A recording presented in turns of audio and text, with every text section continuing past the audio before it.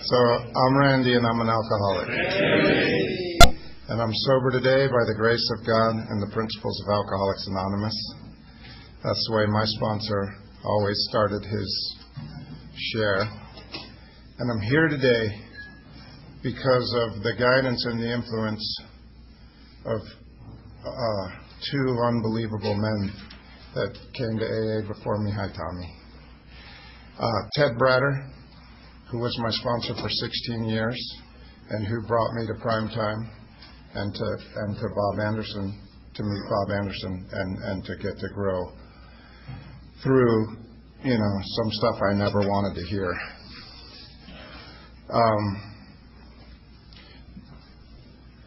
The notepads, there's a lot of guys in this room that have been on a lot of Prime Time retreats, and I'm not an expert or an authority on AA or Prime Time. I'm just a guy who's been on a lot of retreats and goes to the Monday night meeting every Monday if I'm in town and I can get there. And I'm there almost every Monday. And I have been going there since it started, the second meeting. I think it was in September of '92. I've been part of that group. And it's the most important thing in my life, being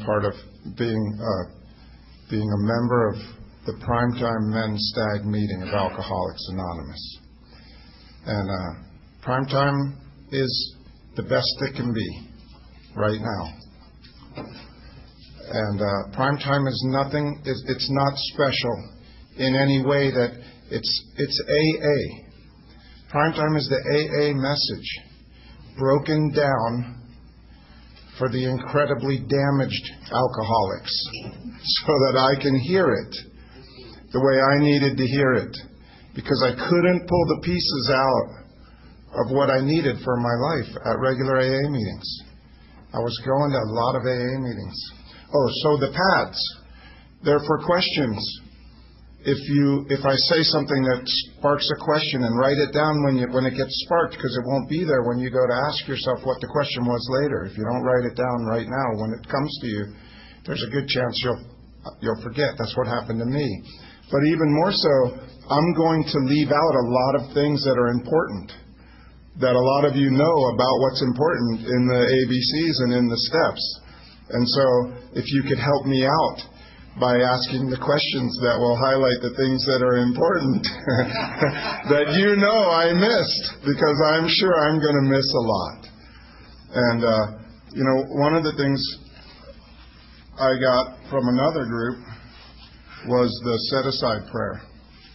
And I would like to start off by... Yeah, I might need a little more light. I don't even... So there's a prayer called the set-aside prayer. And I'll say it once, and then if you guys want to do it with me, we can do it together. I don't know how many... Some of you might already know the set-aside prayer, but it goes like this. God, please enable me to set aside everything I think I know for an open mind and a new experience. Help me to see the truth about this retreat, about AA, about the 12 steps, and about what I think I know about AA. So, do you want to do that as a prayer, or did you do it? You want to do it? Okay, so God, please enable me to set aside everything I think I know. Go ahead. Okay, God, please enable me to set aside everything I think I know for an open mind and a new experience. Help me see the truth about this retreat, about Alcoholics Anonymous, and about why I'm here on this retreat. The retreat, I'm done now. I used to think that I could come to Alcoholics Anonymous and I could come to a retreat and I could listen real hard and I could take good notes and I could learn this thing as a way of life. I could learn it by listening and hearing something and agreeing with the things I agreed with and not agreeing with the things I didn't agree with. And then I was going to take that information and I was going to go out into the world and be able to apply it at will when I felt like I needed it in the situation that I got myself into, and then I would be able to act differently. And my experience has been that this is an experiential program. And being here on this retreat is an opportunity to have a new experience. A new experience right now with my power. With the thing that's going to restore me to sanity right now. I know that everybody here in this room already knows everything I'm going to say. Deep down inside you, you already know everything that's going to be said here today. You might hear it in a little different way. You might hear it a little in a way you haven't heard it before, but you already know it because there's something inside you. There's something inside me that is the Spirit. And what happens as a result of these 12 steps, that Spirit is awakened. And that Spirit is the Spirit that already knows everything. So what's being offered is an opportunity to connect with that Spirit that already knows everything and have an experience that I can't have in the city because there's too much stuff to do. The phone's ringing, the cars are driving, there's things to buy, things to sell, people to hate, business to transact, women to pursue, and women to get away from. There's a lot going on. And up here, there's none of that. You can't do any business. There's nothing to buy or sell. Everything's already paid for, and it's already being presented, and it's going to be presented right when it's needed. The meals, the towels, the jacuzzi, everything is taken care of. All I have to do is show up and relax into this moment and be right here, right now. And that's what's being offered. So what I do, I'll tell you what I do. I come up here, I call my wife, I say, honey, I'm going to turn my phone off. And I'm going to call you tomorrow. I'm going to check my phone tomorrow at noon, right before lunch. And if there's no emergencies, I'm going to check my phone again at 7:30 tomorrow night. And that's what I'm going to do with my phone and my time. And I'm going to try to be here in this unique environment where I can have a new experience. And I encourage you to do that because you can't do it anywhere else. And I get to do that here. So,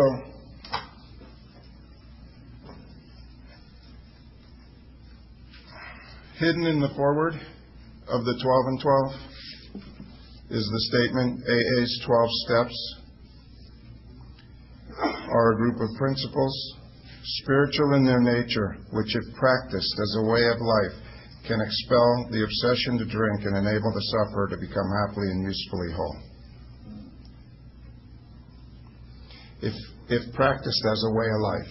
The only time that I can practice this as a way of life is right now in this moment. Right now, sitting there where you're sitting. Power, could you be with me? Could you help me to sit in this room? It's going to be a lot of sitting, a lot of listening, a lot of asking questions, a lot of letting this message get all over me so that I could relax into this moment. But it's a way of life and I have to live it. And the only moment I can live it is right here, right now. So, we're going to talk about alcoholism, ego, and self. You know, I think it was 1992, I went on my first primetime retreat with Ted. I rode up with Ted, and Bob Anderson led the retreat. I don't know how many of you know Bob or know of Bob or listen to a Bob CD or whatever, but he led the retreat. And he did the retreat kind of the way we're going to do it tonight. He led the whole retreat.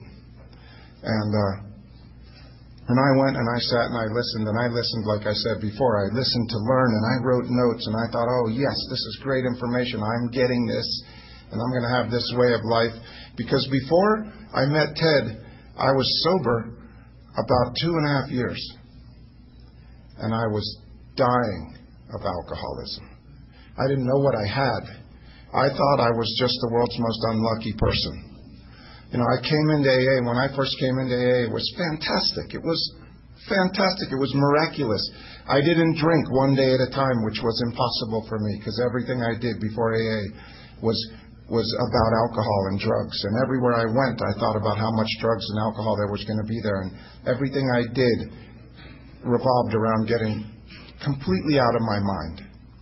I never went anywhere intending to get mildly intoxicated. It was not my experience. And I came into AA, and I came into AA because I had a drinking problem and I had a cocaine problem. And there were times where I could stop doing cocaine.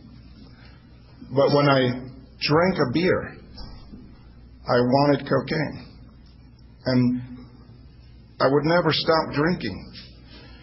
But the problem was I could stop doing the cocaine, but I couldn't stop drinking.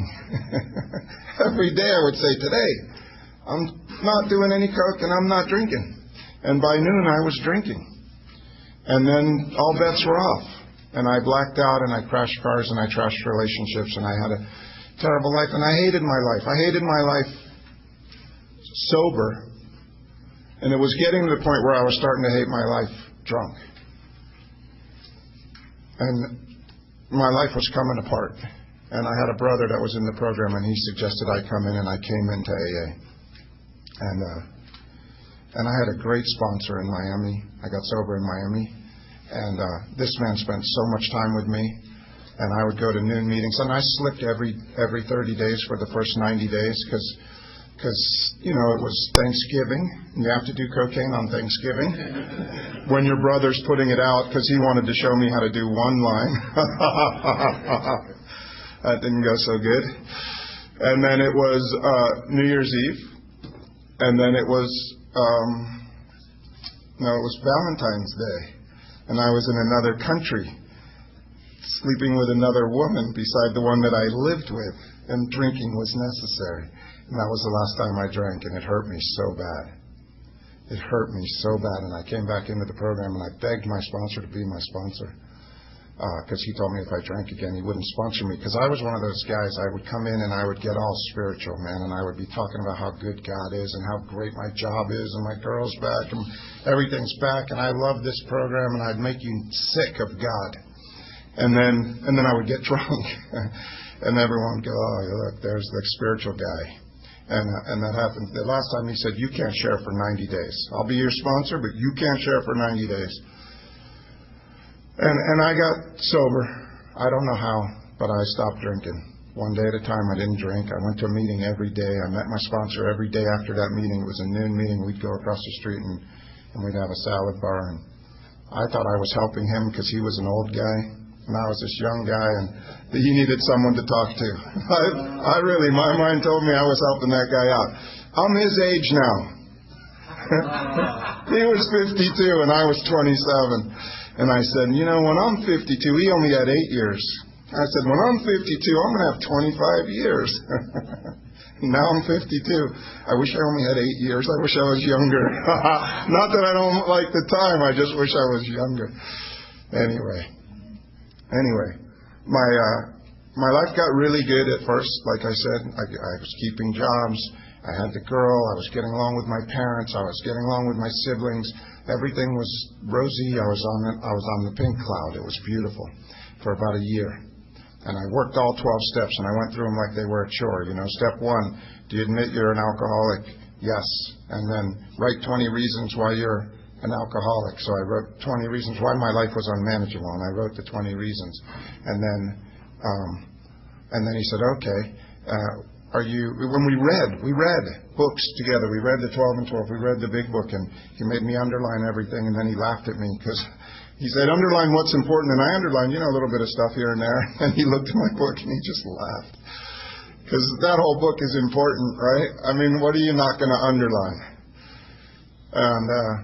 And so we did the second step, and he asked, I didn't know anything about a higher power, but I thought I did, and I was willing to believe. He said, are you willing to believe there's a power greater than yourself? And I said, yes, I'm willing. And so we got on our knees, and we did the third step prayer, and I made a decision to turn my will and my life over to the care of God that I had no understanding of, none.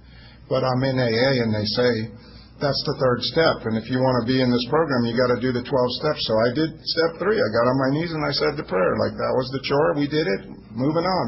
And I wrote some stuff, and I did all 12 steps. And at a year and a half, I moved back to LA, and everything was great. I was back where I wanted to be, and then something happened to my mind.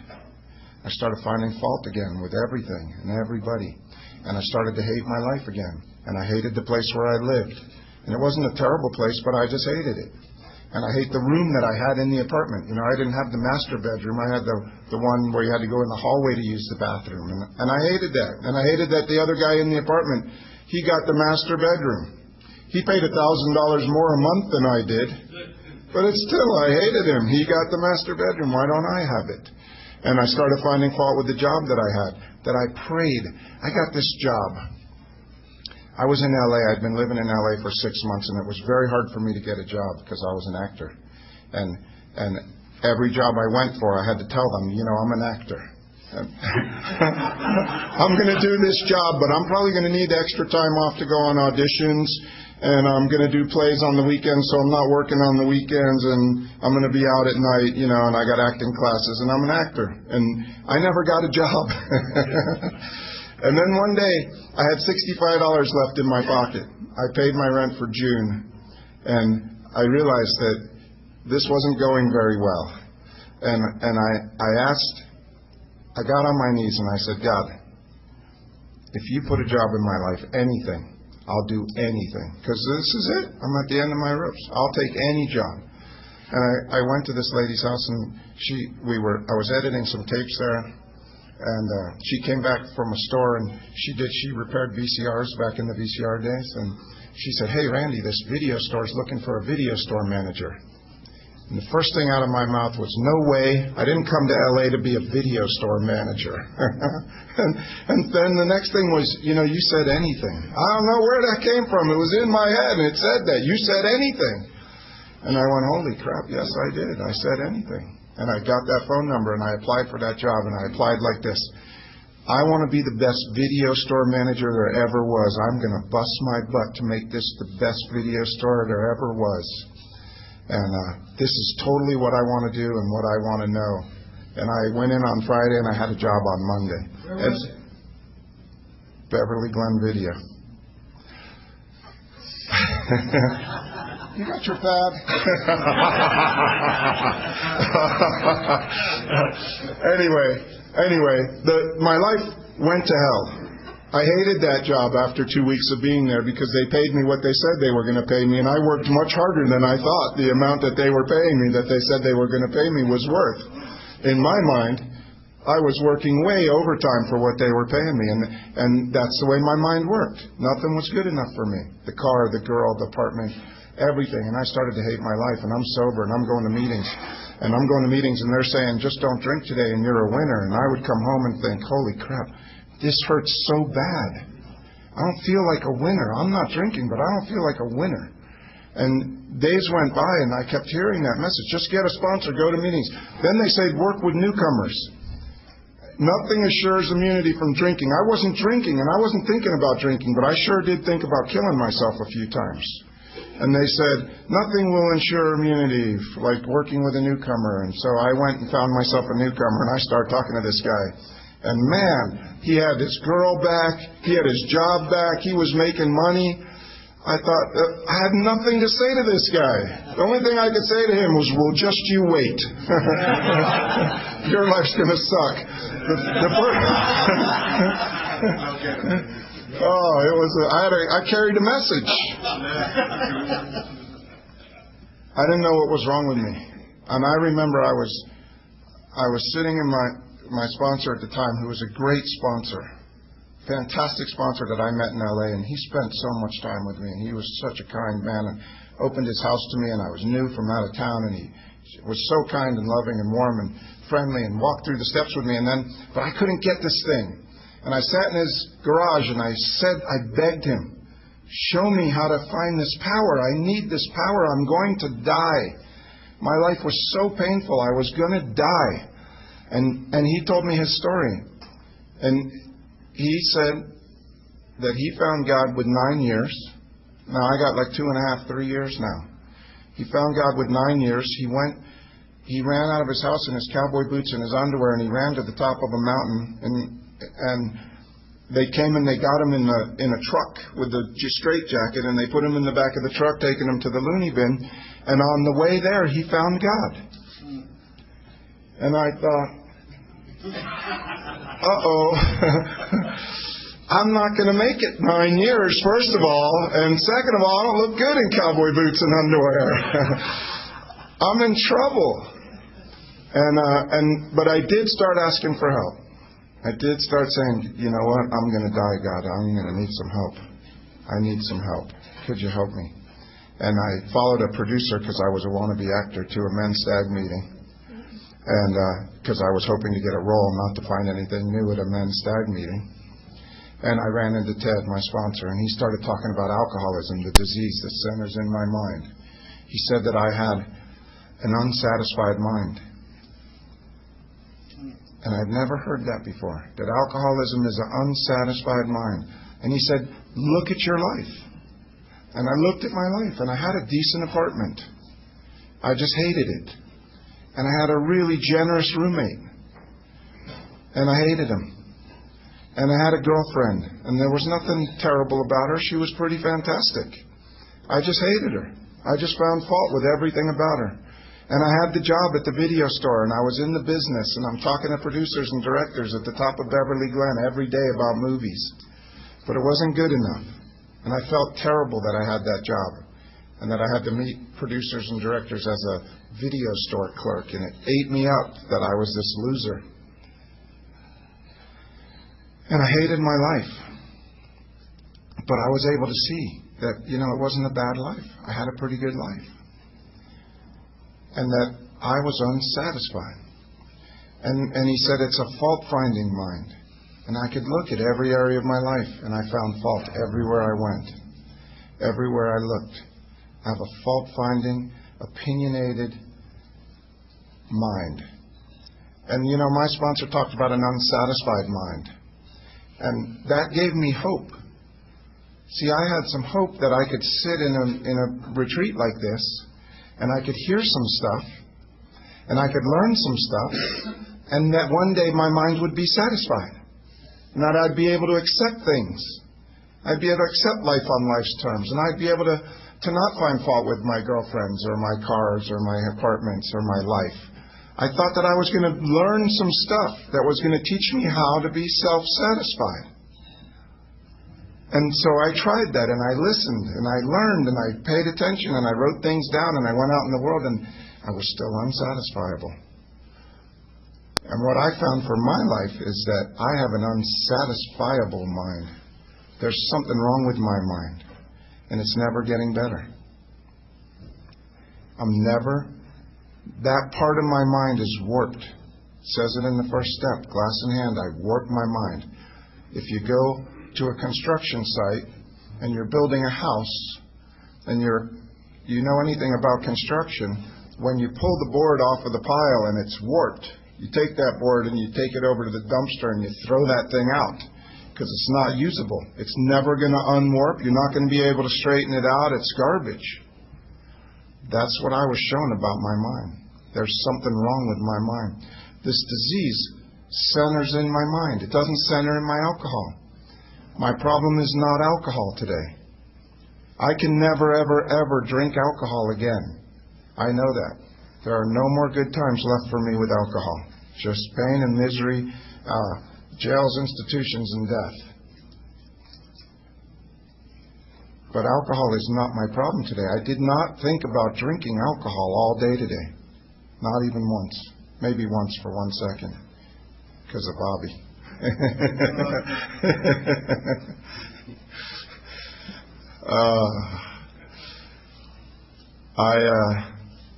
Once I was shown the alcoholism factor in my alcohol. You see, I thought that my problem was alcohol.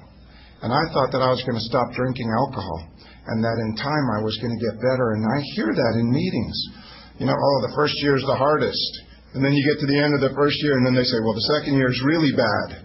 And then you're a newcomer till 5. And then once you have 10 years, it'll get better. No, it gets better, but it was a time factor. It was based on time. It was based on accumulating days, and there was something important about getting a lot of time, and that you were going to feel better when you had more time. And time does not cure alcoholism. Time is great because it's another day that I didn't drink, but I can become homicidal in another day of not drinking. I can become a terrible egomaniac, lying, cheating, stealing, manipulative bully in my life by just not drinking today. And I don't want that life. I want to have a good life. I want to have a satisfied life. I want to be satisfied right here, right now. That's what I want. So that's a little bit about alcoholism. I know we're coming up on the time. I might have even gone a little over because I did a little bit of my history. But if you have questions about alcoholism, we're going to then do ego, which goes right along with alcoholism, and then we're going to talk about self-obsession. But if you have questions about alcoholism, pass them up, collect them, send them up.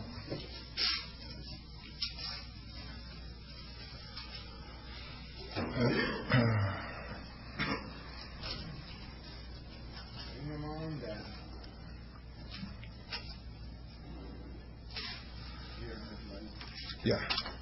Tonight is about alcoholism, ego, and self. And step one. All of that is where we're going to go tonight. We're going to go deep into the disease. Tonight's not the happy, joyous, and free night. It's going to be a little heavy.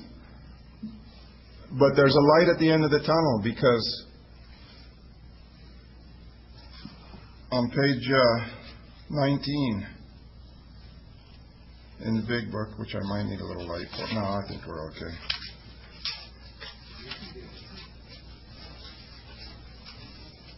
We'll have sunlight, so it won't be so bad.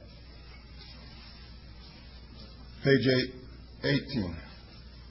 It says, "But the ex-problem drinker who has found this solution, who is properly armed with the facts about himself, can generally win the entire confidence of another alcoholic in a few hours. Until such an understanding is reached, little or nothing can be accomplished." Until I have an understanding of the facts about myself, little or nothing can be reached. The sobriety, when I thought it was about alcohol, it never happened. All I did was I just didn't drink one day at a time. And I prayed once in a while when it got really, really bad. Okay.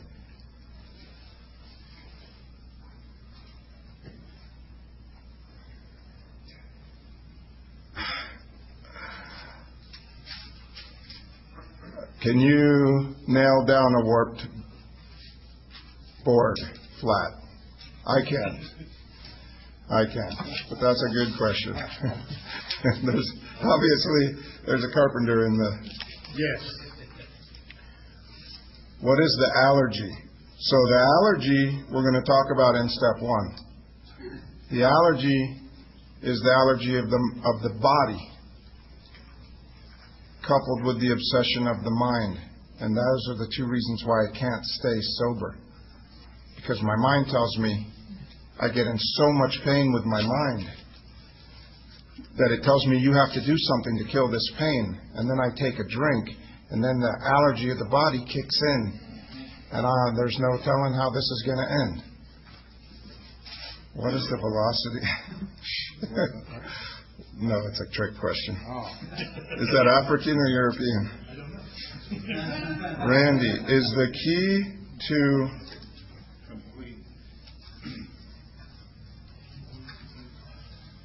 I can't read. I've got to get my glasses out of my pocket. Well, that might be an idea. It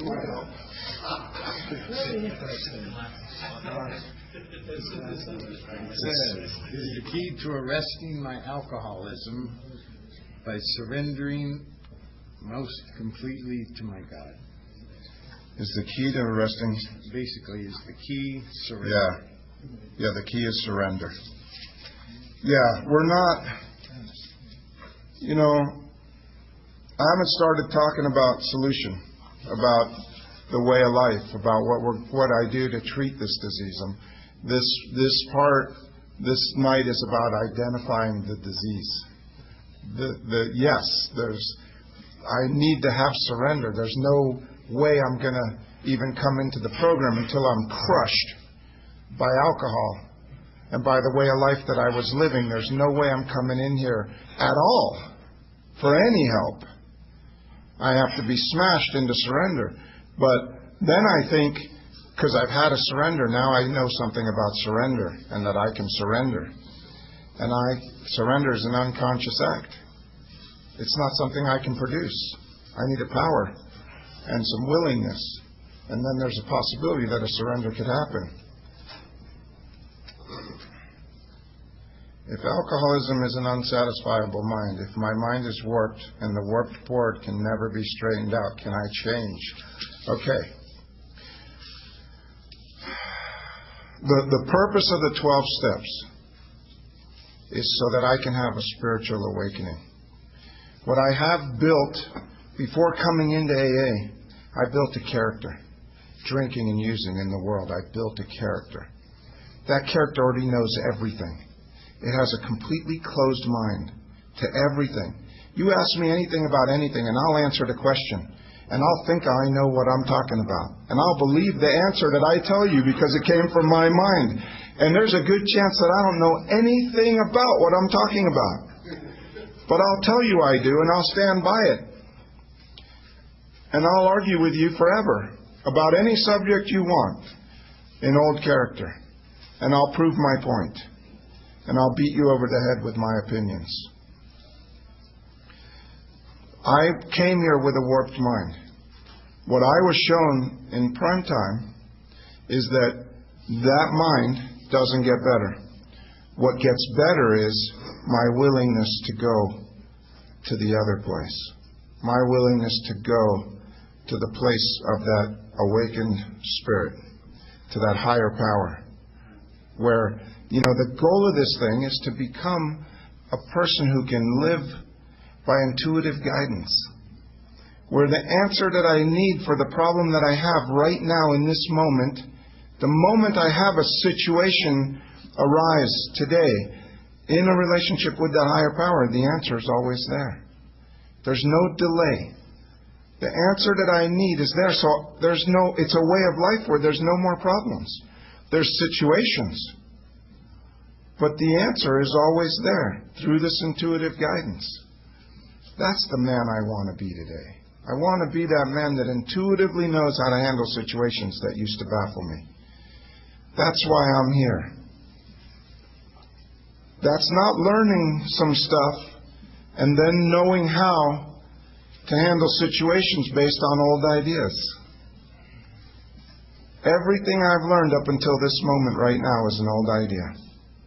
And I got to let go of my old ideas absolutely, or the result is nil. And I'm talking about everything. Everything I know in AA. Everything I know about women. Everything I know about driving. Everything I know about work. Everything I know about everything is an old idea right now in this moment. And the only time that I can be intuitively guided to how to handle situations that used to baffle me, because I'd use my old ideas to try and fix them and it would get worse, never better. Now I get to tap into a new resource where the answer is there right when I need it. That's the way of life that's being offered in Alcoholics Anonymous. That's why we're going to go into the dark side tonight, so that I can become aware of who I am, because nothing can be accomplished. I'm not going to do the steps the way the steps are laid out unless I know what's wrong with me. Is that it for questions? There are more questions with respect to alcoholism, but we've run out of time. Okay. We've got to move on to ego. Ego. Next. And these will all be answered Sunday. Oh, thank you. Ready? Ready? Okay. Next. Yes.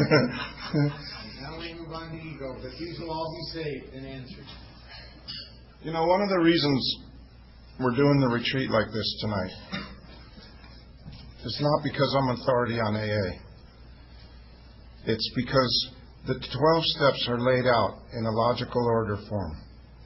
And they need to be connected, one into the next, in that order. And they need to be, step one needs to be explored and lived and experienced. And then when you get to the end of step one, there's nowhere to go but step two.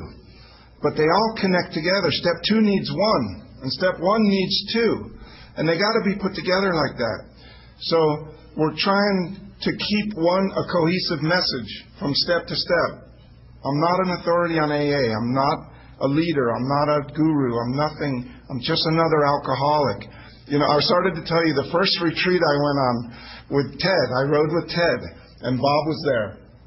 And he led the whole meeting from beginning to end. And then afterwards, all the guys that Bob sponsored went to a restaurant, to Jose's restaurant. And they sat around the table, all the guys. And Bob asked them one at a time, what did you get out of the retreat? And the guy would share. And then he went to the next guy. What did you get out of the retreat? And the guy would share. And he went to the next guy. I was the only guy that wasn't sponsored by Bob because I rode with Ted and I was there. I got to be there.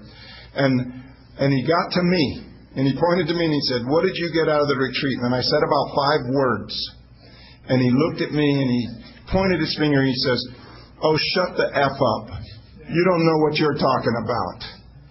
And I'm telling you, you might as well have hit me in the head with a baseball bat as hard as you could, man. My head exploded. It was like I was in shock that I'd just been on this spiritual retreat with this spiritual man, and he told me to shut the F up right there in front of my peers. These are my peers, the guys that he sponsored. I was shocked, and I didn't know what to do. There was no way out. I mean, I thought about climbing under the table. I was kind of wedged in a booth, and there was nowhere to go. And I sat there, and I seethed. I hated that man. I wanted to kill him. And I wanted to kill everybody else there that experienced my embarrassment. And I was dying inside. But something said, just stay. Keep coming back. There's something here for you. Because I heard something on that weekend. And I knew that I was in a place where I needed to be treated. And I heard the truth about alcoholism. And I knew that man was telling the truth about my life because I related to everything that he said about alcoholism and ego and self. And I stayed, and I don't know how that happened. By the grace of God, I stayed at that table, and I stayed in that group, and I didn't go running. And that was my first retreat. It got better after that.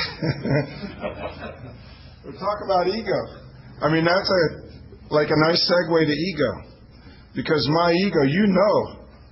Imagine if someone pointed you out right now and told you in front of this group you didn't know what the heck you were talking about. And you're not allowed to share or write any questions. You just sit there and shut up. That was brutal. But it was I don't know how that happened. It was a gift, you know.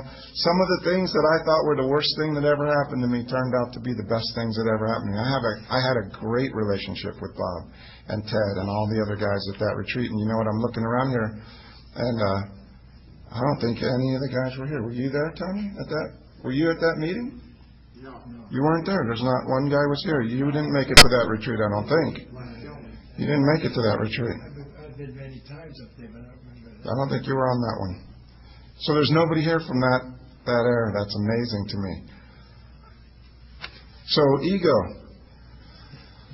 See, the next step, so I got this unsatisfiable mind. I got a fault-finding, opinionated, unsatisfied mind, which is trouble, a lot of trouble on its own. But it's coupled with something that Dr. Tebow pointed out about alcoholics is that I have an infantile ego. I have the ego of a 3-year-old. And I got the body of a 52-year-old. And I go places, and I have temper tantrums like a 3-year-old. And I find fault. I'll tell you the most recent one. I'm in Italy with my wife just 2 weeks ago. And I told her and my daughter on the plane, I explained it very carefully. I said, do not turn your phone off airplane mode while we're in Italy, because it's going to turn on your data plan and it's going to cost a lot of money. So leave it in airplane mode. Wherever you turn the phone off to airplane mode, it keeps the time of that location. So the time on the phone was New York time. That was the last time we used our phones, New York time. And we're at the Tivoli Fountain. It's a beautiful night. I'm there with my wife and my daughter. We're walking around Italy. We've eaten. We've had a great meal. Everything's great. And I look down at my wife's phone as she's taking a picture, and it's on Italy time. And my mind snapped. And I turned on her, and I started to berate her like I would a child. What did you do? Why isn't that phone on airplane mode? And I went crazy in my mind. And I was ready to strangle her and throw her in the fountain for $100 and ruin my trip and be mad at her for the rest of the trip. Because how could you be so stupid? Didn't we have this conversation? And it was a flash like that, and she looked at me like I was a maniac. And she said, "Don't make me feel like a child. I made a mistake." And something happened. Thank God something happened. And you know what I said? I said, "You know what? I'm sorry." But I sort of said it like, "Yeah, I'm sorry." I said it with ego. Because I wasn't really sorry yet. I was still mad. But I could see that she was so hurt. She was so hurt. In an instant, I crushed her. I was going to crush her. You know that feeling when somebody does something wrong and it's going to cost you money? I wanted to crush her. And we were having such a beautiful trip, and I backed down, and I backed down, and I kept backing down, and eventually I was able to say to her, within the course of about 20 minutes, "Honey, I really am sorry. I really am." And that was the end of it, and we had a pretty good vacation. But I'm the kind of guy in the old days that would have gotten so mad about that, I would have ruined the entire trip and probably the entire relationship. So I have this infantile ego. And part of that infantile ego is His Majesty the baby. I think I'm the king. I think everybody should do things the way I tell them. If I tell them how to turn off their phone, I think they should do it, and there should be no questions asked, and they shouldn't make any mistakes. And they should know that if they do make a mistake, the punishment is death by the king, by the king's decree. And I live a life like that where I walk around, I go to a restaurant and I'm the king. I want to be seated in the best table with the best view. I want the best waitress. And her only goal in life should be to make sure that my food is on time and it's hot and it's perfect. And if it isn't, she's going to hear about it because I'm the king. And I go to work. Well, I can't go to work. I have to have my own business, and everybody has to work for me because I have alcoholism and I'm the king. And nobody can work hard enough, so I can't have any employees. So I'm self-employed king of myself because everybody eventually runs away. His Majesty the baby. So if you want to take a moment, being the king means nobody can say no to you. Nobody. There's a saying, and I don't know where it is in the book, and I'm hoping that somebody here knows where it is. It says that Alcoholics Anonymous is a way of life that's better. It's beyond my wildest dreams. A way of life beyond my wildest dreams. I don't know if maybe I just heard that, but I think it's in print somewhere.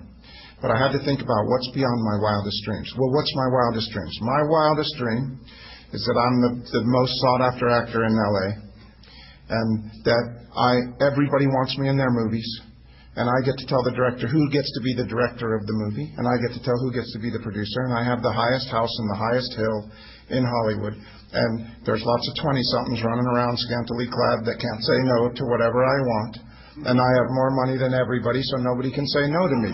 That's my wildest dream. That's a pretty good one. Because I think that if I have all that I'll be at peace. That my mind will shut up. It'll shut up about cars because I can have any car, and it'll shut up about houses because I can have any house, and it'll shut up about women because I can have any woman because I'm the king. The problem is that, with an unsatisfiable mind and with this infantile ego, I'm going to start thinking somebody's trying to get to my kingdom. and I'm going to be obsessed with keeping my kingdom, which is going to make me unhappy again. What's beyond my wildest dream, what's beyond that, is to be at peace right now, right here, with whatever's going on in my life. A life beyond my wildest dreams. I actually did the exercise. So somebody once in a meeting said to me, he said to the group, he said, why don't you close your eyes for a second? Why don't you close your eyes for a second and think about what your life would be like if you were the king? If nobody could say no to you, what would your life be like? And I did that exercise. And my kingdom was not pretty. I wasn't building hospitals and sober drying out places and big Alcoholics Anonymous meeting halls where people could get together and have recovery. I was building dungeons and dark places to hide people away and doing the things that I want to do where no one can say no to me. My no one can say no to me is a dark place. That's just me. I had an incredible experience with that exercise. So I think I'm the king. I'm always in a hurry. Everything has to be done right now. I think fast. I drive fast. I drink fast. I eat fast. I want to make money fast. Everything has to happen fast. I'm always in a hurry. I can't be slowed down. If you slow me down or stop me, I go crazy. And I pace. And I can't wait until the moment I can start going again, full speed ahead. And the only things that stop me as an alcoholic is illness, police, divorces, and losing jobs. Those things slow me down a little bit. But otherwise, I'm always in a hurry. Like a 3-year-old, I get out and run, and I got to go, and I got to get it right now. Right now. What did I get here? I got surrender versus compliance. I'm always in a hurry, and I have the inability to accept frustration. I'm in a hurry, so when I go to IKEA and I buy a desk, I can't wait to set it up. I rip the box open, I throw the pieces everywhere, and I start throwing the pieces together, and I never once think to look at the instructions because I'm the king, and I'm smart, and I got this figured out, and I'm in a hurry, and I'm too damn hurried to read the instructions. And I throw the thing together, and I get it all together, and I've got extra screws and extra pieces, and it doesn't look like the one in the box, and now I'm frustrated. And it's made out of cardboard and press board, and now I'm beating on stuff, and it doesn't take that well. And I'm trying to pull it apart, but those screws, they don't back out. They're one-way screws. And I'm screwed. And I'm easily frustrated. And now I'm in a tirade, which would be fine if I took it out on the desk. But it doesn't stop at the desk. I walk in the house to get a glass of water, and my wife asks me, how come you didn't change the light bulb in the bathroom? She's in big trouble for asking me that.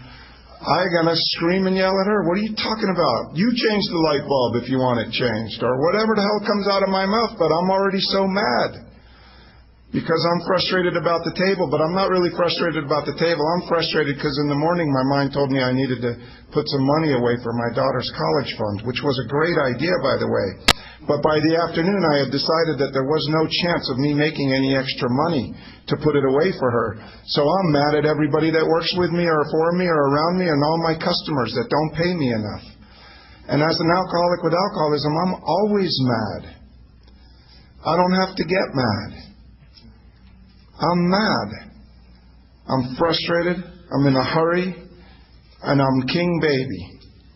And I'm unsatisfiable.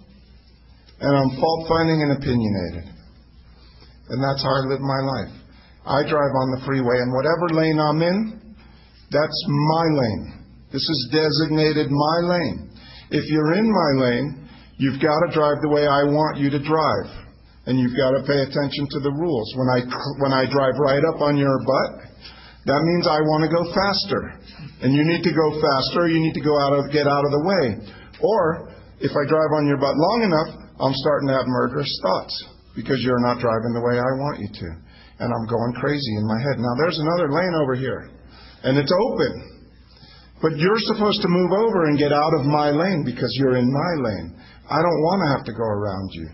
My mind says I don't need to go around you. You need to move over because left lane is the fast lane. And I only drive in the fast lane. The only need that I have for those other two lanes is to get to the fast lane as fast as possible. I have a fault-finding, opinionated mind. I go to the grocery store. I mean, these are the stories, the primetime stories. I go to the grocery store, and I'm in a hurry because I'm always in a hurry because that's alcoholism. I'm in a hurry. I get in the 15 and under line, and there's two people in front of me, and I'm counting every item you have in your basket in front of me, and I can't not do it. And if you have more than 15 items in your basket, I am so crazed. I go crazy over that. It ruins my everything that you have 16 items in your 15 and over line. And I think I'm thinking, that cashier better notice it's 16 items and send them somewhere else. And I'm finding fault with her. And if she doesn't find the 16 items, I feel like I need to go get the manager. And I need to have that manager come over and fire that girl for doing the 16 items and throw the customer out for having the 16 items in the wrong. And I have so much trouble in my mind. And all I have to do is stand in line and pay for my groceries. But I am the one who ends up getting thrown out of the store because I go crazy and throw a tirade, and everyone looks at me like, what's the matter with that guy? And I'm proving my point. He's got 16 items. It says 15. It's not reasonable. And I find fault and problem everywhere I go in my life, everywhere I go. God forbid you're in front of me in the left-hand turn lane and the light turns yellow and you don't go. That's grounds for murder. That's my mind. That's the mind that I have. And with that mind, I get in so much pain that eventually I have to do something. I either have to drink, kill myself, or start having an application of the 12 steps of Alcoholics Anonymous. But I don't know how to do that. And I don't even know what that means. So I just go to meetings and I listen to Drunkalog. And I think I'm going to get better. That guy drank like I did. And then he says 5 minutes of what it's like now. 5 minutes. 30-minute Drunkalog, 5 minutes. Now my life is really good. I pray every day, and I'm going to work, and it's all straightened out. Thank you for letting me share. What? How did that happen? That was what was missing for me in the meetings. I didn't know how to get from, yes, I drank like a maniac and hated everybody and everything, to now I love everybody and everything, and I pray every day. I didn't know how to do that. I couldn't make the connection. It didn't make any sense to me. Alcoholics Anonymous I thought it was a place to not drink. And I thought the time was going to pass, and I was going to get better. And I was going to start finding, then I was going to get my luck back, because I'm not drinking. I thought the drinking caused a lot of bad luck. I was just unlucky with the women I picked, and unlucky with the places I lived, and unlucky with bosses and jobs and parents and siblings and drivers and people in grocery stores. I just was unlucky. I just got in the wrong line. You know, another thing about alcoholism, real quick, another thing about alcoholism, there's nothing to say about self, so we got 20 minutes. We already got questions on ego. Okay, let's answer some questions. Anybody with questions? Yeah, we're pushing 8 minutes till the time is up. Okay. My God, look at this. Here, bring it on up. Ego, you got one there? You're not going to take them in order? You're going to just... Oh, okay, here. All right, I'm sorry. I'm backing down. Tell me what to do and I'll do it. Just tell me what to do. Here is the first one. Okay, thank you. You got your glasses. Good.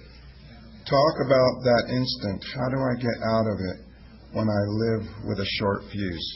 That's a great question. And we're going to talk about that. We're going to get into steps. We're going to get into a way of life. And I could go there now, but we're going to go in order. Because that's the way this program is laid out, in an order.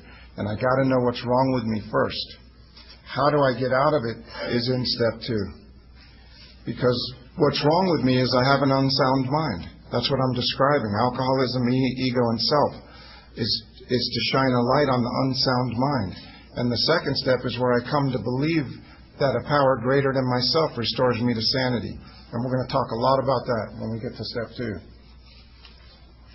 So maybe save that for step 2. Yep, I'll save it.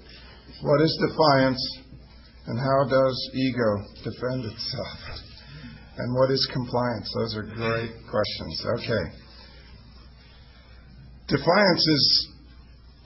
Defiance and grandiosity are parts of this infantile ego.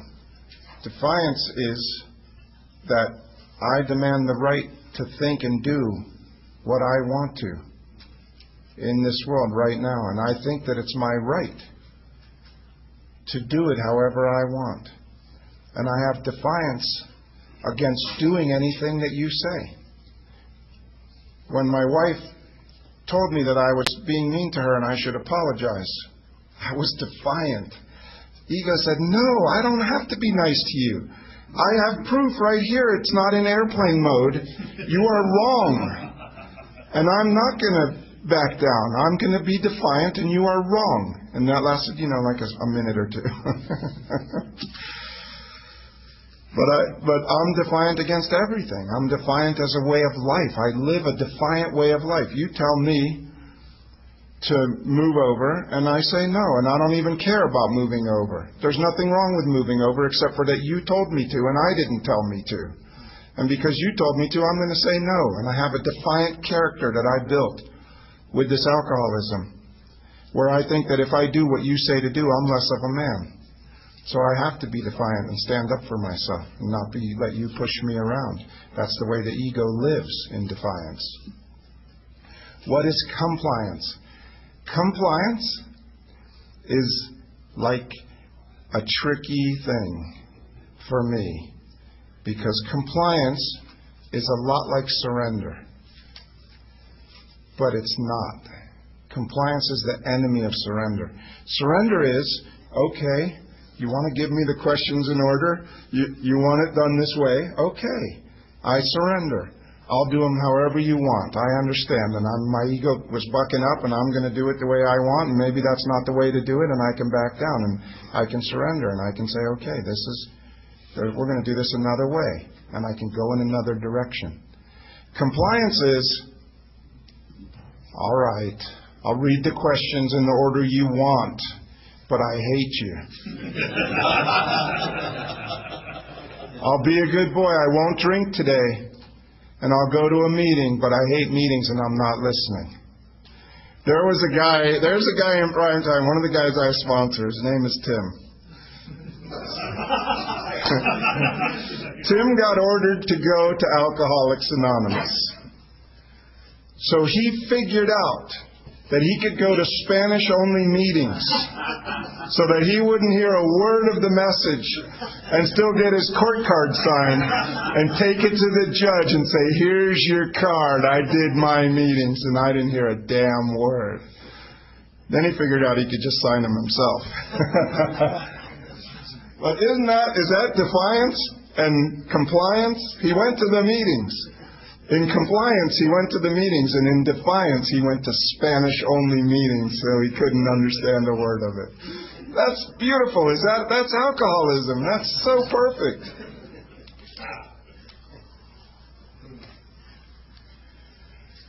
What are some things you can do when you sense your ego is taking over? Well, there's 12 steps for that. There's 12 steps as a way of life, and we're going to get into that. And I know I'm in a hurry. I want to get to the good stuff. But I got to sit here and I got to shine the light on who I am. I've got to see who I am. The only way I can go deep in this program is when I see who I am. I was going to try and find something in here, but it might take me a little while.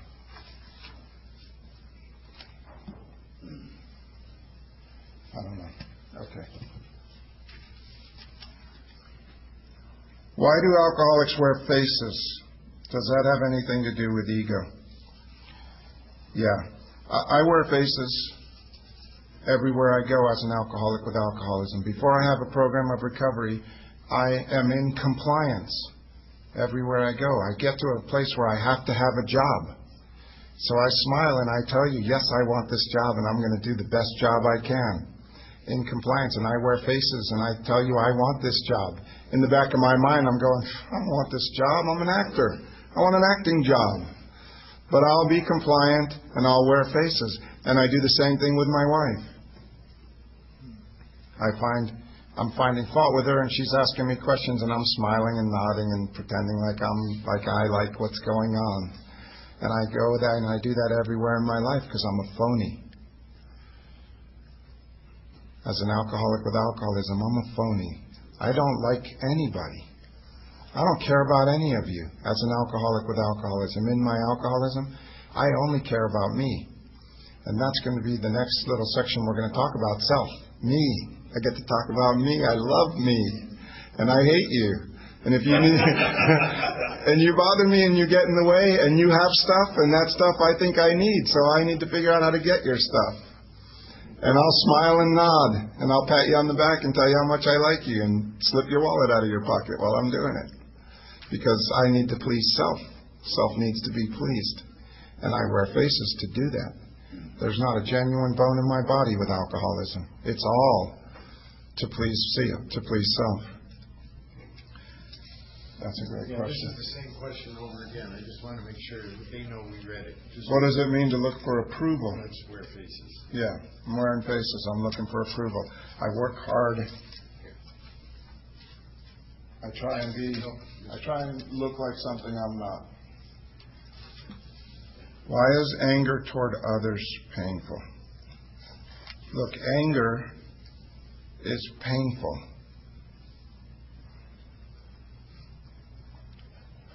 Why is anger? Anger is painful whether it's toward others or it's towards myself. Anger is a negative emotion. It's the dark side. It's the place that I go that makes me uncomfortable. When I'm angry, I'm uncomfortable. Whether I'm angry at you or I'm angry at me, it doesn't matter because I'm uncomfortable. I'm diseased. There's something wrong with me. And when I get angry at you or me long enough, I'm going to have to do something to kill that pain. It creates pain. I don't know why it creates pain. It's because it's anger. Okay.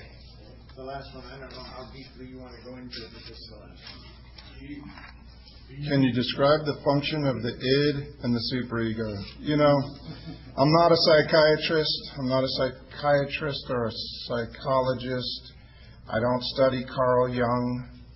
I don't really do that stuff. I know what I've read as information out of the Tebow papers about the id and the ego, and they take care of each other, and the superego and the ego and the id, and they struggle with each other to keep me in balance. But I'm an alcoholic with alcoholism. So my superego is superego, and my id is completely whacked out of control. And I do everything to extremes. Because of alcoholism. I live in the extreme. Everything is the extreme. So I don't know about those things in the clinical term. And if I answered that question, I would just be practicing alcoholism from the podium, trying to impress you with some stuff that I know. But I don't really know anything about that. I only know about the ego part that I can see. See, I can identify the infantile ego with my infantile mind. I can see where I'm easily frustrated. I can see where I'm in a hurry. I can see how I think I'm the king, and this is my kingdom, and you better act the way I tell you to, or get out. It's my way or the highway. I can see those things, and so I have experience with them. I don't know about ego. I experience it in my life, driving down the freeway. You know, I sat in the car today. It was unbelievable. I had the most beautiful ride from L.A. to here. I never once considered the traffic. I never once considered the speed that the driver was driving the car that I was sitting in. I never once had an opinion about the lane that he was in. I was completely at peace. The ride was a non-event. Nothing happened. I was completely at peace all the way from LA till we got here. Not one word. I did not talk to myself about one thing. I didn't talk to myself about what I was going to say tonight. I haven't planned out anything that's going to happen here tonight. I didn't read anything or write anything special. I lived my life the way that I live my life. And I ask a power to be with me. Please be with me. Help me to carry a message right now. Help me to be a carrier of a message. Of the message of Alcoholics Anonymous, not my message.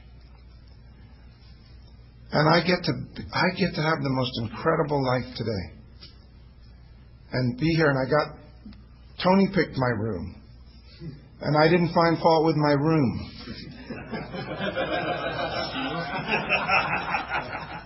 And I didn't find fault with the people that I rode up with. And I haven't found fault with anything yet. And I've been present for my life as it's been going on here. And this has been an amazing day so far for me.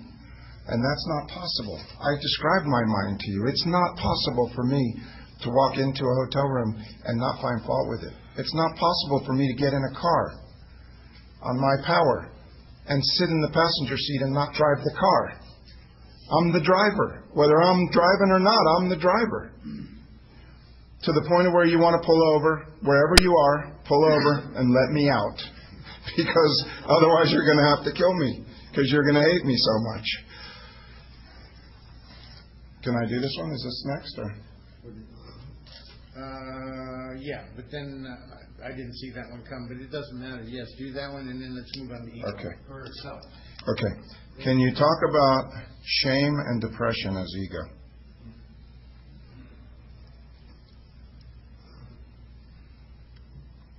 Yes. As ego and as alcoholism. You know, they're all three tied together. So all of this needs to be, it's all the same stuff. It's the disease of alcoholism. Alcoholism, ego, and self. On page 52 is probably the best description of alcoholism in the big book of Alcoholics Anonymous. And it says, it's talking about how readily I'm willing to change, open my mind up to new ideas like man going to the moon, which, you know, in retrospect we've done that. But at the time, it was a big deal to think that a man could actually go to the moon, and how we change our minds. Today, it's like, okay, I'm open to the iPhone 6. Bring it on. I'm not going to hold on to my old iPhone. You know, remember the day when you thought, am I going to get a cell phone or not? I got my dial-up phone. I can press the buttons. What do I need a phone I can walk around with? I'm not spending that money. And there was a debate about it. So then it says, I have to ask myself why I shouldn't apply to my human problems the same readiness to change my point of view. And then it says, I was having trouble with personal relationships. In alcoholism, I have trouble with personal relationships. In alcoholism, I can't control my emotional nature. I can't control not getting upset at you when you cut me off on the freeway. I'm prey to misery and depression in alcoholism. Misery and depression. I can't make a living. I can't make a living because I can't do a job in alcoholism. Because no matter what you pay me, I think I'm worth more, so I work less. If you don't pay me more, I work less. I'll stand there, but I'm not moving anything. I have a feeling of uselessness in alcoholism. What's the use? It's all useless. I'm full of fear in alcoholism. I'm unhappy. And I can't seem to be of real help to other people. That's alcoholism. That's an alcoholic with alcoholism. Now, do I believe that a power could help me with all those things? Do I believe that a power could help me with my personal relationships? That's a question I got to ask myself. Do I believe that a power could help me with my emotional nature? Power greater than myself? Do I believe that a power greater than myself could help me with my misery and depression? Do I believe that if I don't find a way to not have these things that I'll drink again or kill myself? Those are the questions that I got to ask myself. That's why I'm going into this program. It didn't say anything in there about alcohol. It's about misery and depression and unhappiness and fear and unable to have a relationship and unable to control my emotional nature and unable to make a living, to do anything, to work. That's what's wrong with me as an alcoholic with alcoholism. So that's alcoholism and ego. It doesn't get any better yet. I'm sorry. We're going deeper. We're going deeper. It's an amazing process, but I got to know who I am. Because when I know who I am, then there's a chance that I can have some recovery. So now we're going to talk a little bit about self, and I'm going to read some stuff out of the book again, because the best descriptions of these things have already been written, and I'm not going to be able to make it better.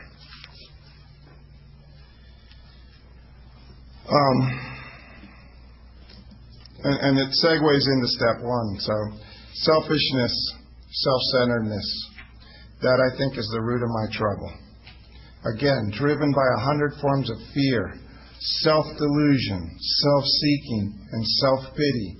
I step on the toes of my fellows and they retaliate.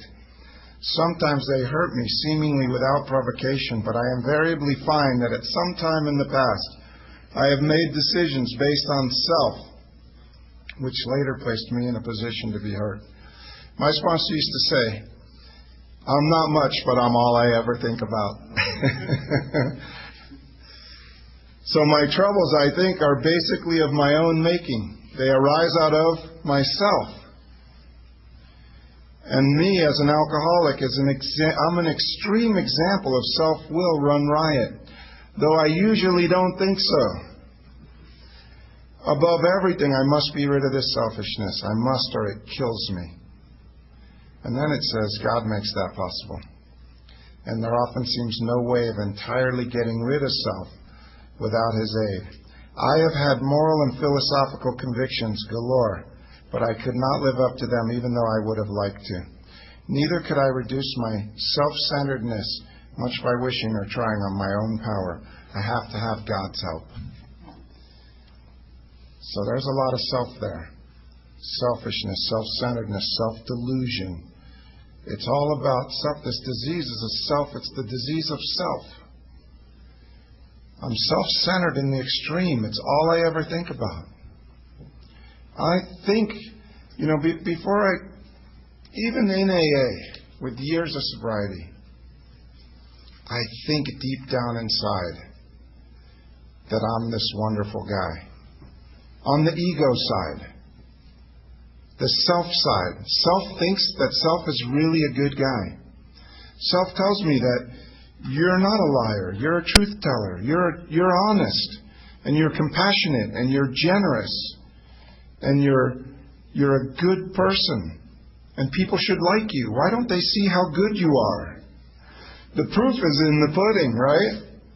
Or as Emmett Fox puts it, by your fruits you will know them.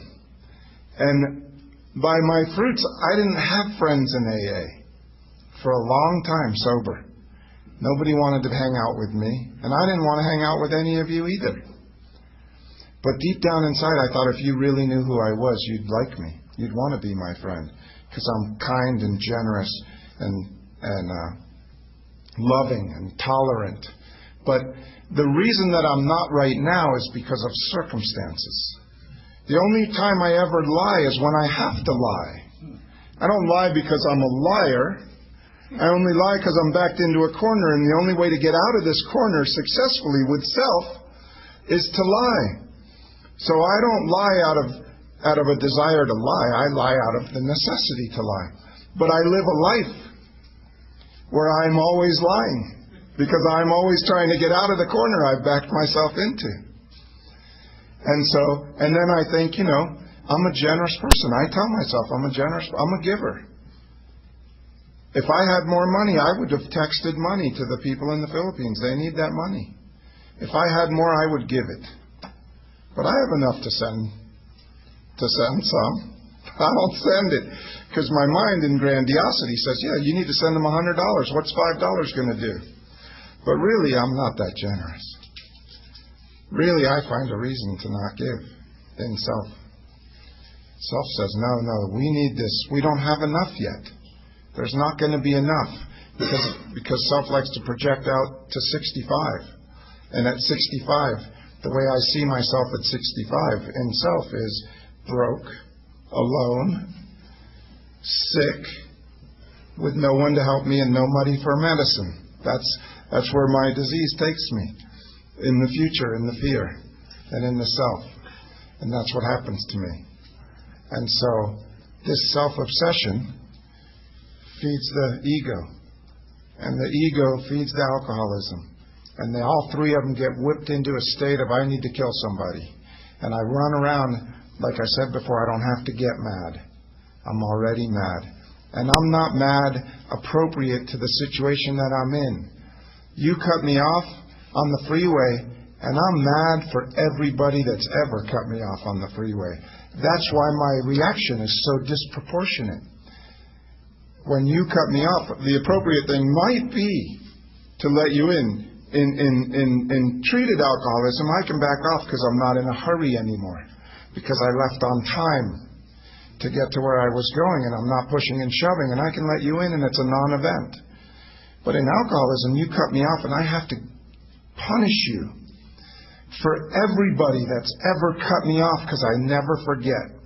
You know, in alcoholism and ego and self, I have 2 filing cabinets. And they are ironclad filing cabinets in my mind. And there's only 2 of them. One is everything you ever did that pissed me off. I remember everything you ever did that pissed me off. And then I remember everything I ever did that was nice to you. That's it.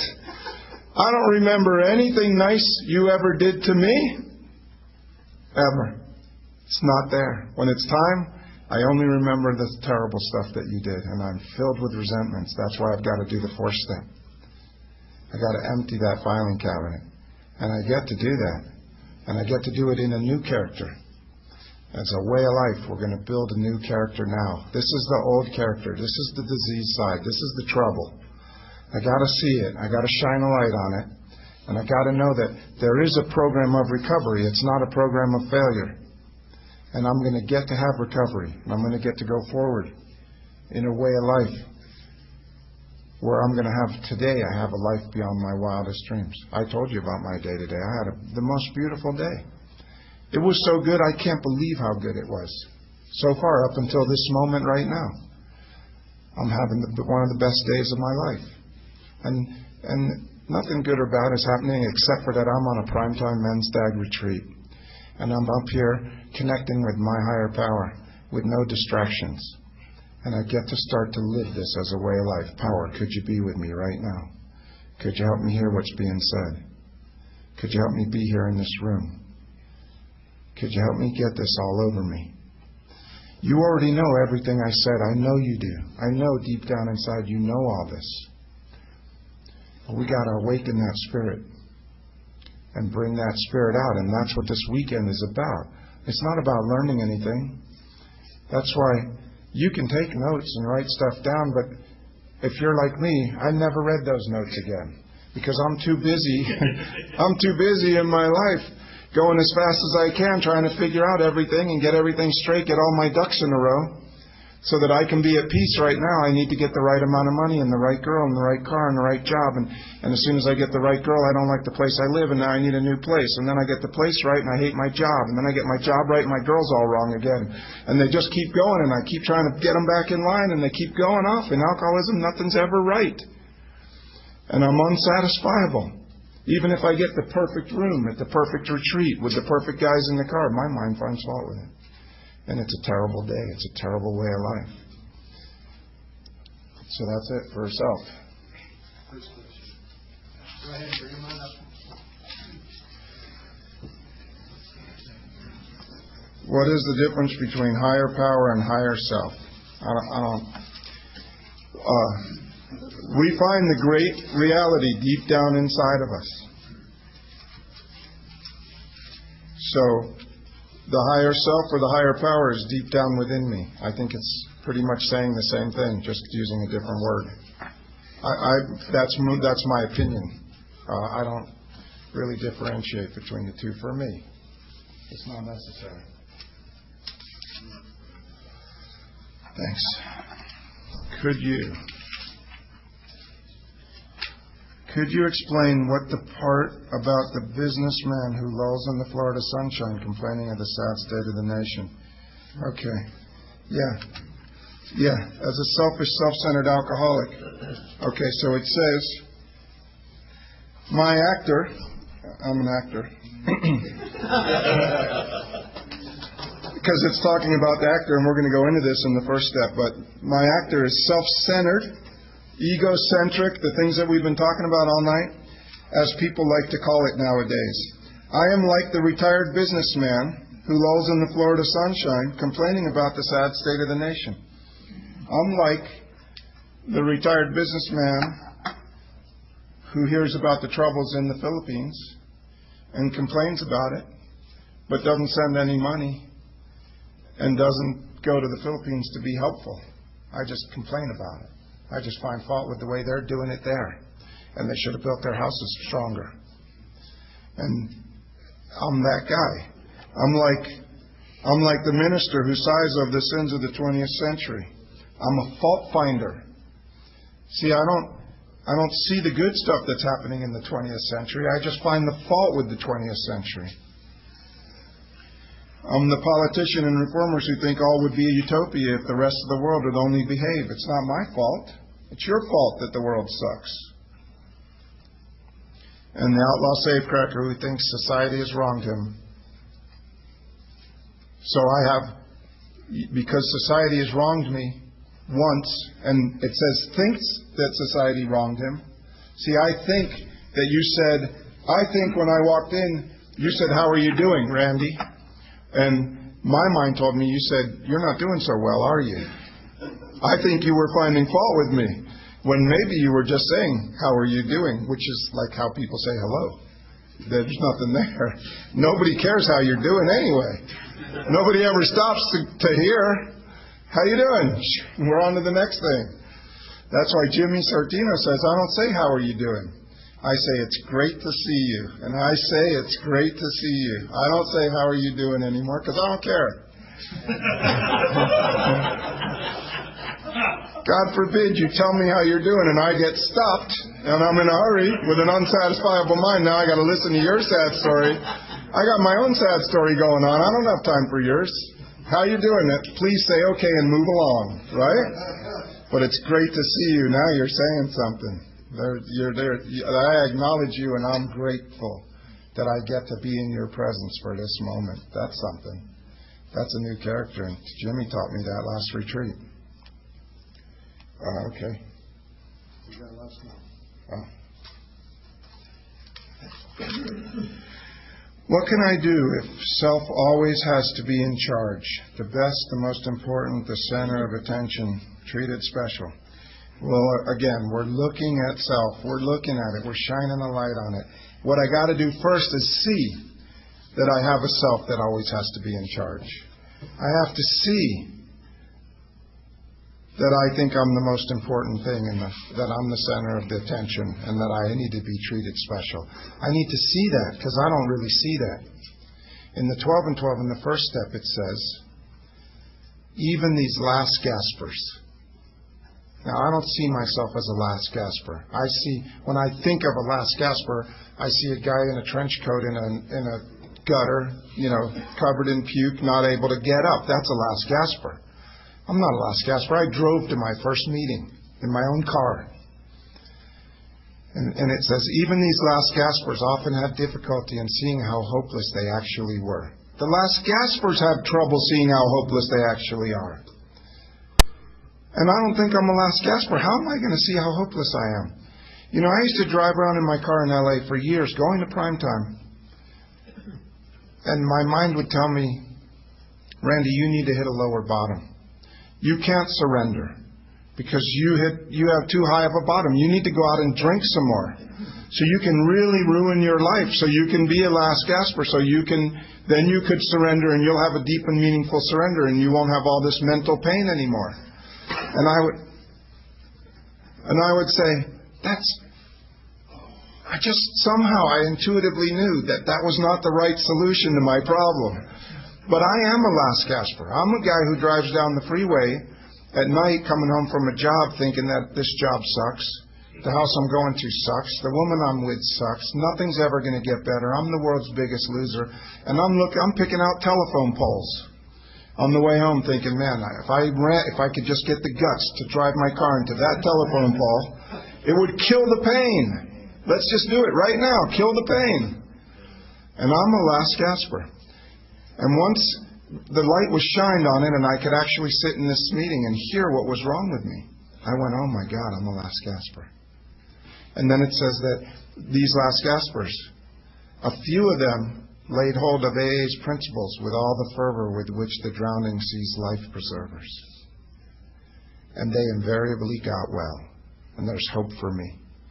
If I can admit my last gasperness, because if I don't admit that, there is no chance that I'm going to have recovery.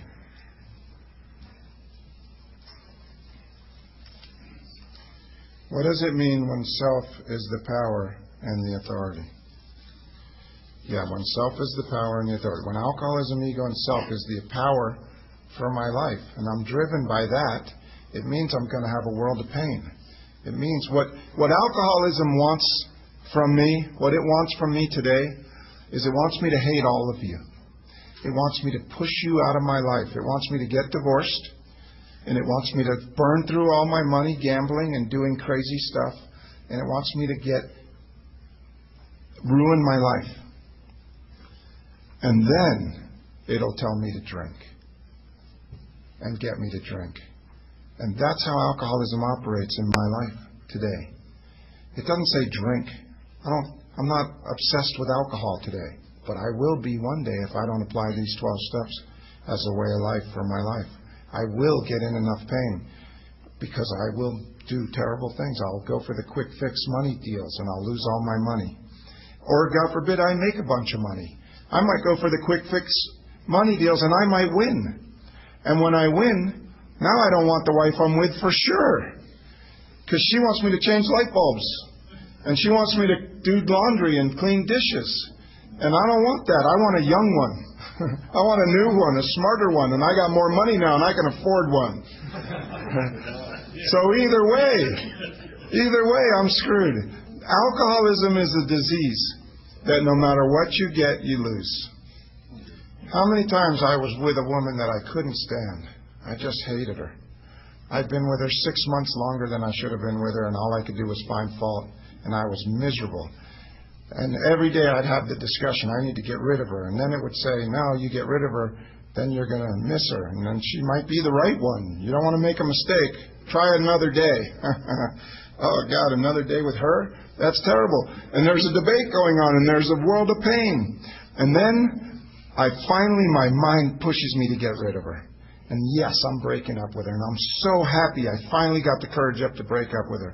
And the minute I break up with her and I walk out of that apartment, that same mind that wouldn't shut up about breaking up with her turns right around in that instant and says, you are the stupidest guy on the planet. That is the only good woman you're ever going to have. And it starts killing me. And it starts crushing the life out of me. And it starts destroying my life again. Right after I did what it told me to do. It's the power for my life, and it's the wrong power. Whenever I act out of alcoholism, I pay. I pay a price, a big price. And Bob used to say, Bob used to say, we used to hear it a lot more in meetings. Bob said this, and Bob said that, and Bob said this. And it's great that Bob said it, but Bob said it because his sponsor said it. Ed Stevens said it. And Ed Stevens said it because his sponsor said it. And everything I've said tonight is because my sponsors and Bob said it. The reason I don't have to say Bob said this and Bob said that and Bob said this because I'm living it as my life. It's my life today. So I'm saying it from my experience.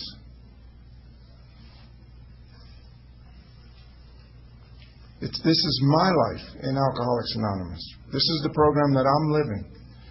And even though Bob said it, and Ted said it, and Ed Stevens said it, and Tony said it, and half of you guys have said this, it doesn't matter what you've said. I have to say you said it if I haven't lived it. I've got to give you credit because I have no credibility behind what I'm saying. But when I'm living this as a way of life for my life, now I'm saying it because it's from my life. I don't even know what I was going to say Bob said anymore. There you go. This is a repeat. You can just read the question and say, we just talked about it. I've heard it said that when I'm in my disease, then I'm with self, and that self is the wrong power. What does that mean? Self is the wrong power, and it means I'm going to be in a world of trouble. When I listen to self, I ruin my life. Does self reveal self to self? Yeah, the reason I'm here at this primetime meeting is so that I can shine the light on myself. As much as I've seen it and as much as I know about it, it hides. It's a hidden disease. It hides in the knowledge. I know all these words. I know these books. I've read these books. I've listened to this talk. I'm talking it. Because I'm talking it, my disease tells me I know something. And then it's the disease that's telling me I know something, and now it's slipping in subtly into my life. And now I'm an authority. And now I know something, and now I'm going to tell you about old ideas. I'm going to use self as the power, because self wants to be the power for my life. It's dying to be the power. The self and the ego, for my life, they can only live in the past and the future. Self cannot live in the now. The ego is smashed in the now. Right now, in this moment, right here, there can only be a power greater than self. Self cannot live in this moment. But I've got to be able to see that self. I've got to be shown what it is, and I can't see it. And that's what the 12 steps do. And hopefully I get a sponsor that knows what self is, that knows what the disease really is, so that as we go through the steps, we go through them as a way of life, so that I learn a new way to go without energizing self anymore. It's not necessary. It's none of my opinion what I think. It's none of my opinion what I think about you. You know, I haven't had an opinion about the clothes that you're wearing, or the beards or mustaches that you have or don't have, or the glasses you're wearing. I have not had one opinion about you guys tonight since I've been standing up here. I guarantee that there's been some opinions out there so far tonight about what I'm saying and how I'm acting and what I'm doing. But I am not allowed to ask myself what I think about anything anymore, because self will tell me. It'll have an opinion, and it'll find fault, and it'll start that track going again.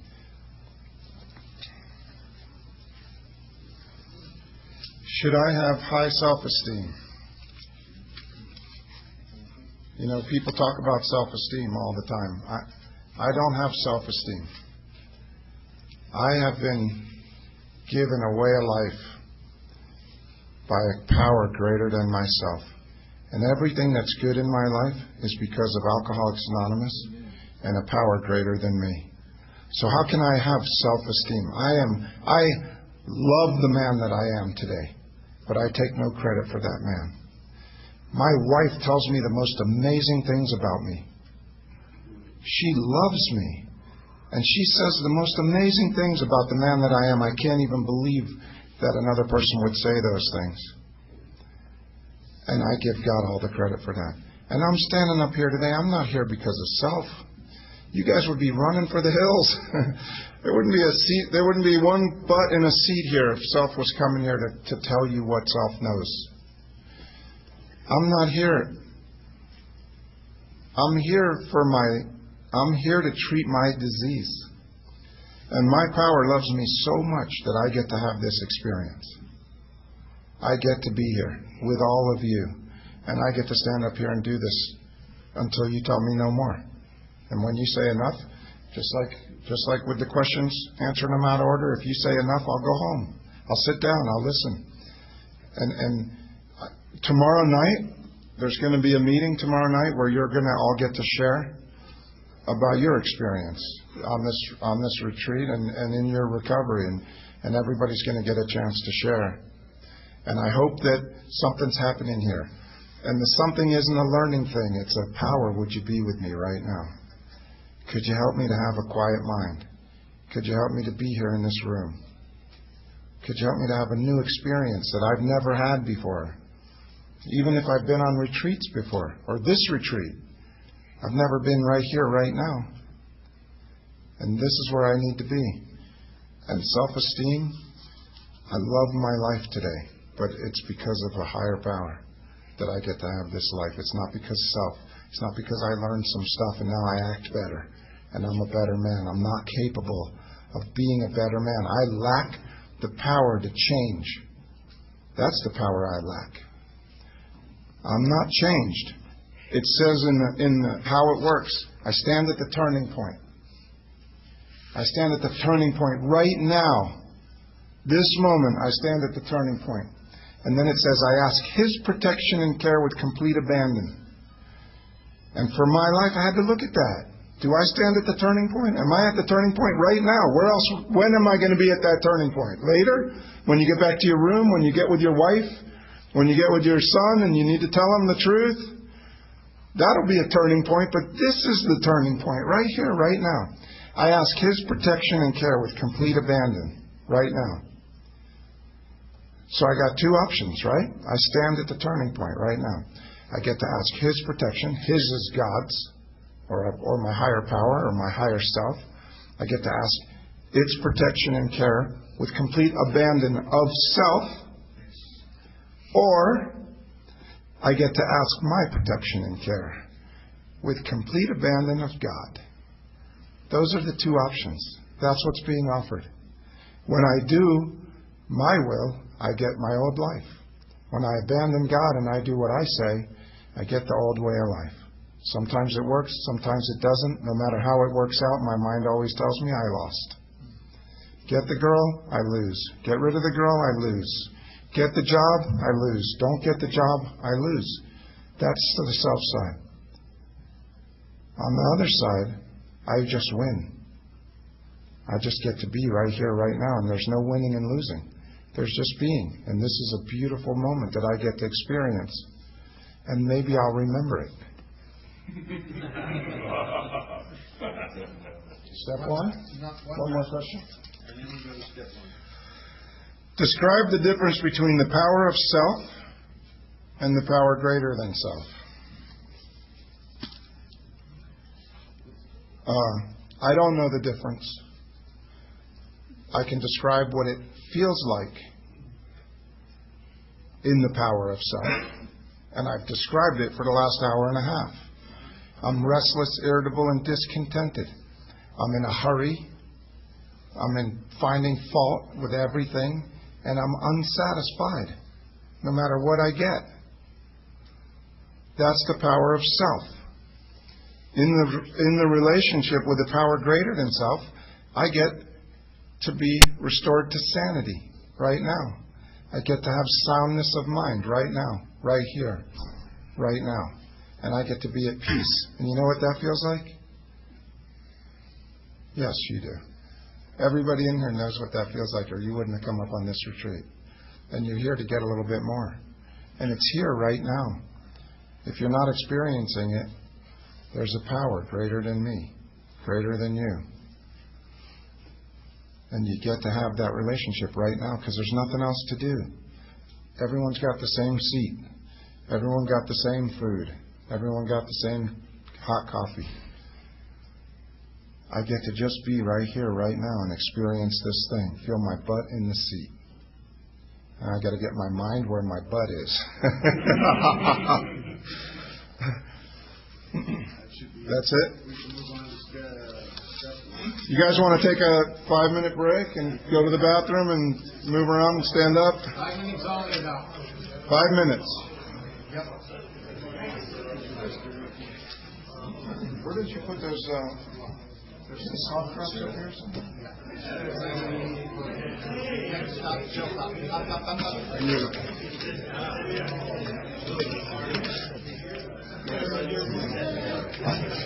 Oh yeah, Christian, will you pause